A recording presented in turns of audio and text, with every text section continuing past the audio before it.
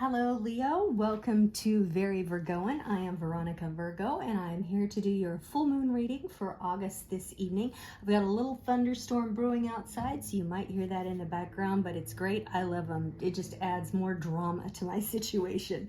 I just love it.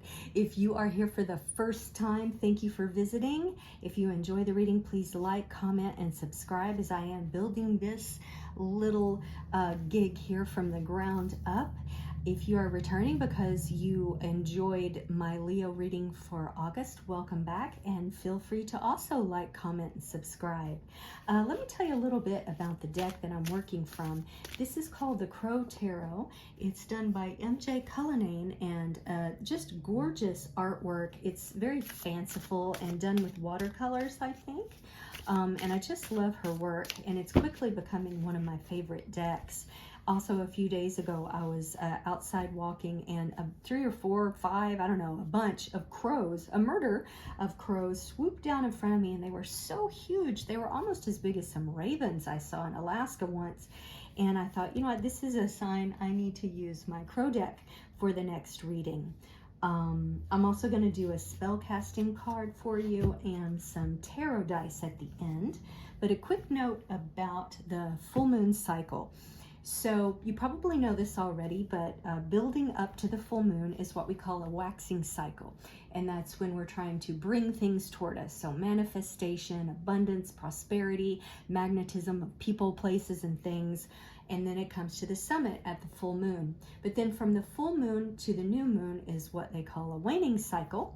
I don't know who that they is, us, we call it a waning cycle, and that is about eliminating things from your life that are no longer serving you. So again, people, places, things, habits, debts, weight, all sorts of things that we are trying to get rid of to streamline ourselves better for success.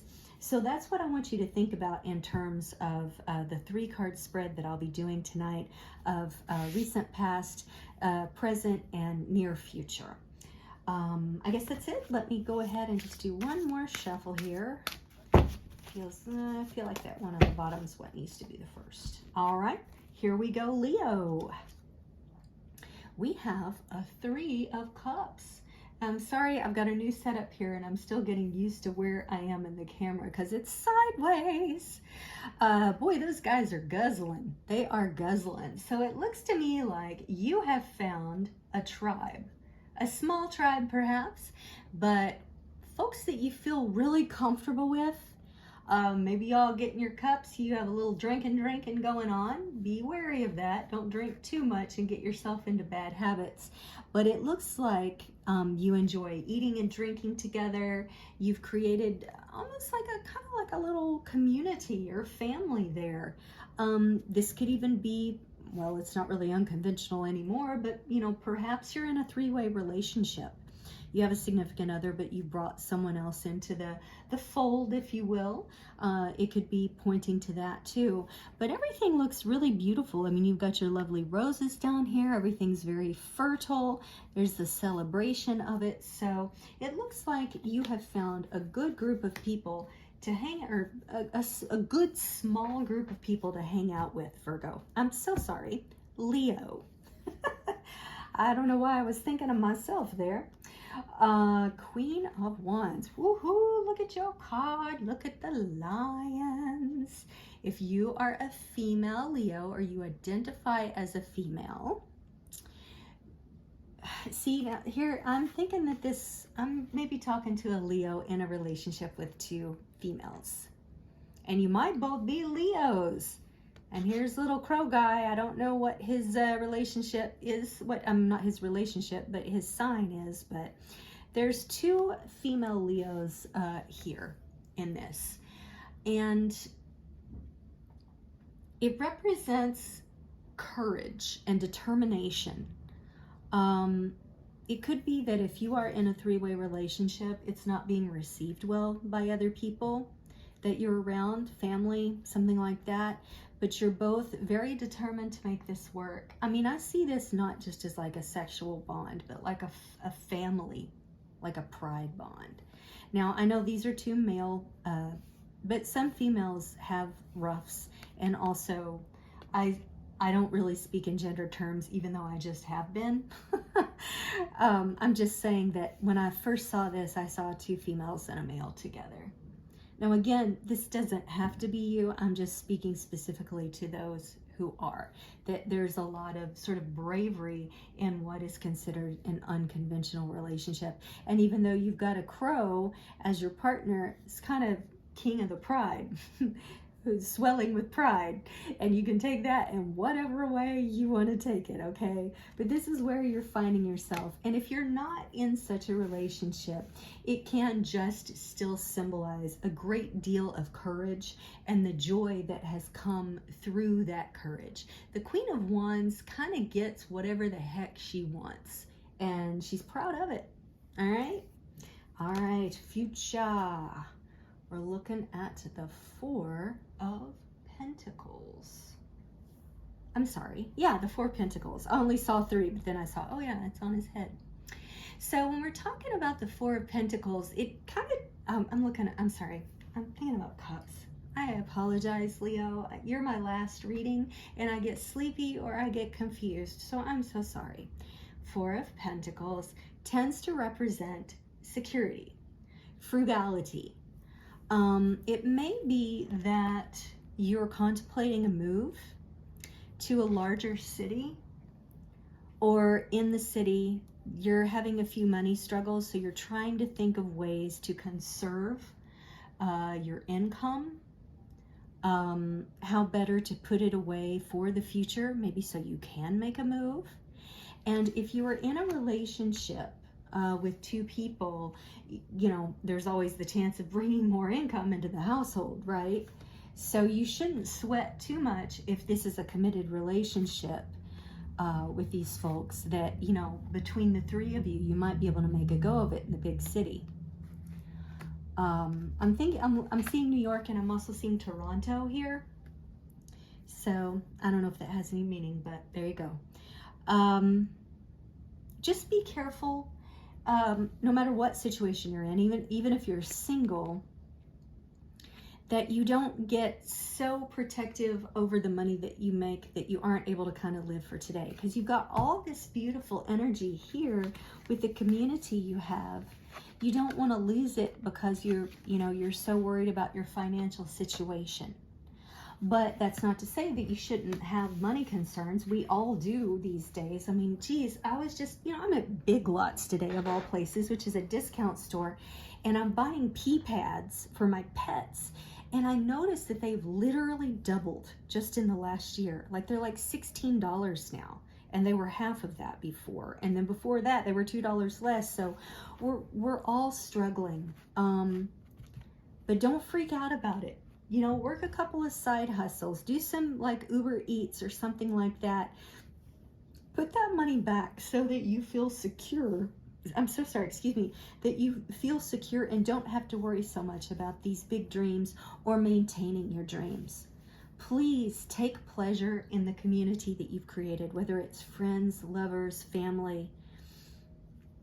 But don't lose that in the near future by the money situation. And even though it's tough for all of us, and folks with, that are differently abled and things like that can't jump in their car and go do Uber Eats. But there really are so many ways of making side incomes now that I think that is just, I'm feeling that I need to tell some Leos this. You take a lot of pride in what you do for a living. I mean, there's the word pride. You're in a pride as a lion, right? You're not too good for side hustles. We all have to do it sometimes. So let that pride in your financial world ease back just a little bit, and think about ways that you can, if you have a hobby or something like that. I mean, just looking at the card, it could be something outdoorsy. It's still summer in Idaho. You can maybe go do whitewater rafting, or you could be a painter or something like that. I mean, I'm just kind of throwing things out there, looking at the images, trying to let it guide me, but there's all sorts of things we can do to bring in income, Leo.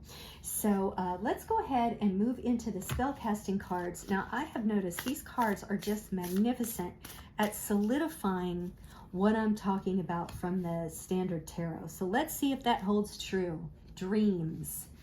Okay, well, this could mean a few things. This could mean that the dreams that you have are central to your focus right now, even though you're enjoying your community and the pride of place, pride of love, all that sort of stuff. You know, you have dreams of doing something different with your life or maintaining your dreams. So I think it does tie in. So how do you realize your dreams? How do you realize your dreams? Well, let's see what the old spell casting people tell us about that. Let's first read the other magical meanings of this card, though. Pay attention to your dreams. Go to bed with a clear conscience. Keep a dream journal. A deceased loved one visits in the dream time, and explore lucid dreaming. So think about it both literally and figuratively. Explore your dreams, Leo, so that you can explore your dreams. Take a note of the dreams that you have. If you have to do it first thing in the morning when you roll over, grab your phone, because we all use them for alarms these days, and use the voice memos and talk about what you saw in your dreams. And it could really help inform you as to how to bring all this together, to bring the joy of your relationships and the pride of place. I keep saying that, but that seems so significant to that card, to realize your dreams. All right, let me read you the spell. Take a cup of chamomile tea to bed and place a clear quartz under your pillow during a full moon on a Monday night. As you lie in bed to prepare for sleep, say, "A soothing tea of chamomile will help me drift off in a while. With eyes closed, fall deep in sleep. Journeys to take, wishes to keep. Ride through rainbows, seek, explore. Limitations are no more. Dreams reveal what is to be. Trust in the message. Wait and see." As doors to the realms of dreams open up to you, say, "Gratefully I accept the magic of you, of protection to assist in all that I do. Lend me the courage, build power in me, assist my transcendence, so mote it be." That's really beautiful. I love that spell. If you want to do the spell, or you can just take all this into context as more of your reading. And let's finish off with the tarot dice, Leo. Okay, we have Venus, well, we have Aquarius, we have 8, and we have Gemini. Now, okay, this gives a little bit more context that I hope you'll like. Aquarians are quirky. My father's an Aquarius, so I have a lot of experience with them. This may point to any sort of quirky life choices that you may make in terms of romance, like I was talking about before. And I don't mean to say your relationship's quirky or anything like that. I just mean different, okay? You know, keep rolling with it. It's serving you well. You're happy. The people with you are happy. So taking an unconventional or a rebellious nature is perfect for this. And as well, we have Gemini, the twins. And what I'm seeing here is like twin suns. You know, you're both lion suns, but you share something in Gemini too. I mean, my goodness, how magical is that? Also, Aquarians are sort of intuitive. So this dream time stuff, I think, is really important if you have, especially if you have an Aquarius moon. Especially if you have an Aquarius moon. We've got Venus, which ties in. I mean, all these are tying into this card. I really feel like I'm talking to one person here in a three-way relationship. So this ties in favorably for your relationship. Also, you know, perhaps even if that hasn't started, we're entering it, okay, into the present. And then finally, and I'm so glad somebody finally got this die here. I don't know if you can see it, but it's the number 8. And if you turn it on its side, It's like infinity. I can't get it quite right because there we go, sort of. It's 8/8 right now. I'm doing them early, of course, so I'll be able to post them on the full moon. And it's August 8, which is considered the Lion's Gate. Leo, this is your day. I hope something really cool happened for you in terms of relationships of any kind. Friendships, work relationships, lovers, relationships. Something magical, I hope, happened for you on the 8th. That Lion's Gate opened and the abundance you've been asking for in life and love just jumped open for you. I love it that it's just going to carry on through with that infinity symbol. I'm kind of like, I don't even know what to say because it all tied together so well that I don't even have words for it. This is like, you and Cancer had the best readings of this entire session. I mean, just magnificent. And Leo, you're magnificent. So follow through on that magnificence. Don't let your money get you down. Find some solutions. Don't run away from it. Don't hoard your money and not take your friends out for a little treat now and again because you think that you can't do it living in Toronto. You'll find space for it. Work a few hours for Uber and you'll make it right back. All right, my friend, thank you so much for watching. I hope to see you at the new moon. Be well.